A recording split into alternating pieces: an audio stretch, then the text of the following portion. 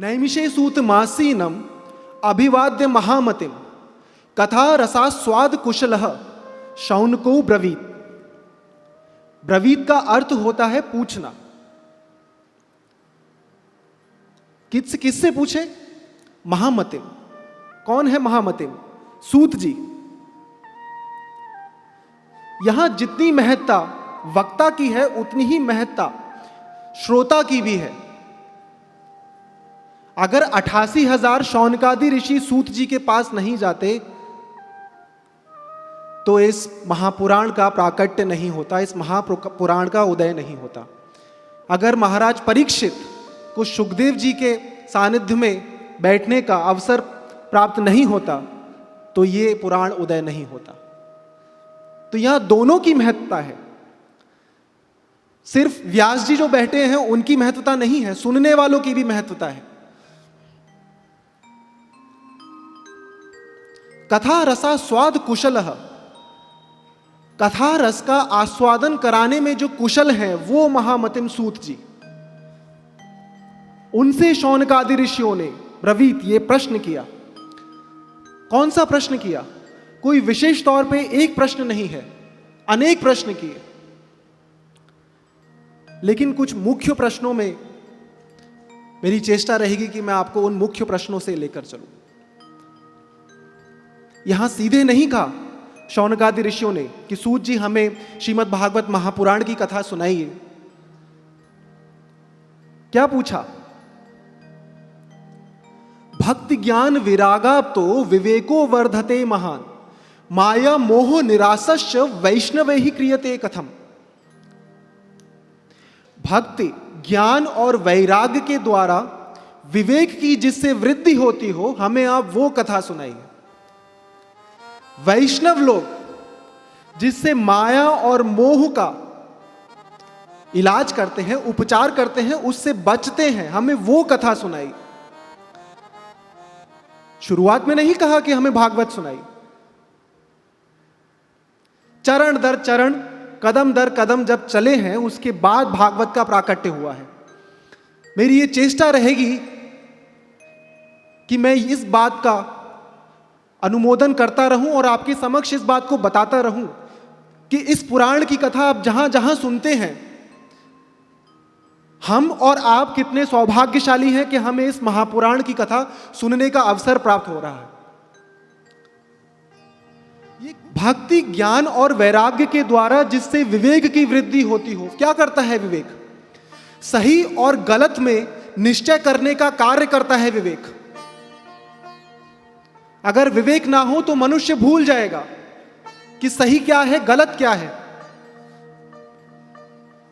इसीलिए भक्ति ज्ञान और वैराग्य के द्वारा विवेक की जिससे वृद्धि होती हो, शौनकादि ऋषियों ने कहा सूत जी हमें आप वो कथा सुनाइए। वैष्णव लोग जिस कथा को सुनकर माया और मोह से निवारण पाते हो, हमें आप वो कथा सुनाइए। इह घोरे कलौ प्रायो जीवश्चासुरताम गतः क्लेशाक्रांतस्य तस्यैव शोधने किम परायणम। आसुरी वृत्ति को सामान्यता ही प्राप्त हो रहा है ये जीव इस घोर कलयुग में। उससे निवारण के लिए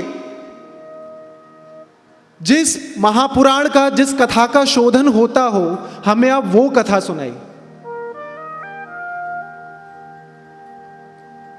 इस तरह के प्रश्न किए हैं शौनकादि ऋषियों ने सूत जी से।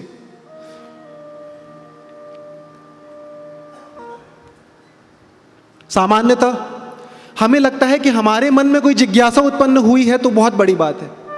यहां आपको पता चलेगा कि सिर्फ जिज्ञासा उठना अलग बात है, अपने लिए जिज्ञासा उठना और सबके लिए, सबके हित के लिए जिज्ञासा उठना वो अलग बात है, और उस जिज्ञासा का निवारण पाने के लिए प्रश्न करना वो अलग बात है।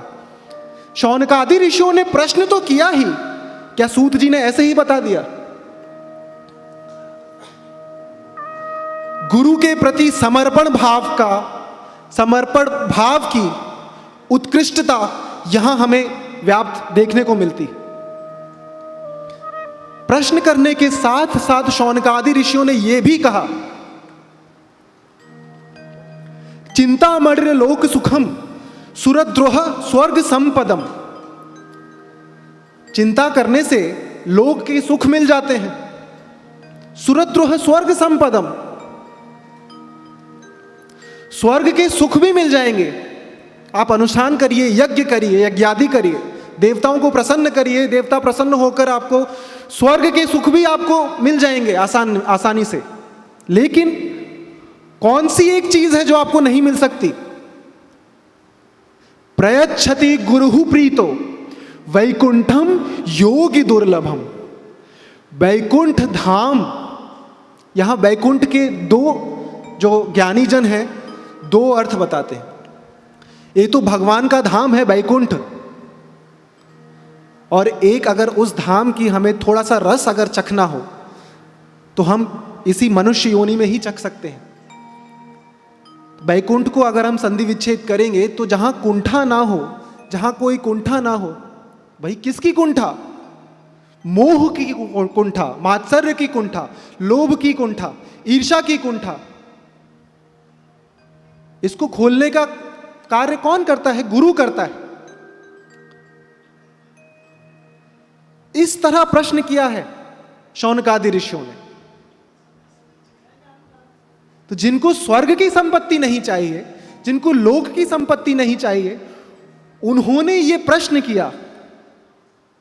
गुरु के चरणों में इस तरह से जब निवेदन किया है, तब प्रसन्न होकर सूत जी ने शौनकादि ऋषियों को कथा कहना आरंभ किया है। इस तरह कोई गुरु प्रसन्न होता है, तब वो अपनी कृपा का प्राकट्य शिष्य के सामने करता है। तो कोई शौनकादि जैसा शिष्य हो, शौनक जैसा शिष्य हो, तो ही कोई सूत जैसा गुरु उसके सामने ज्ञान को प्रकट करता है।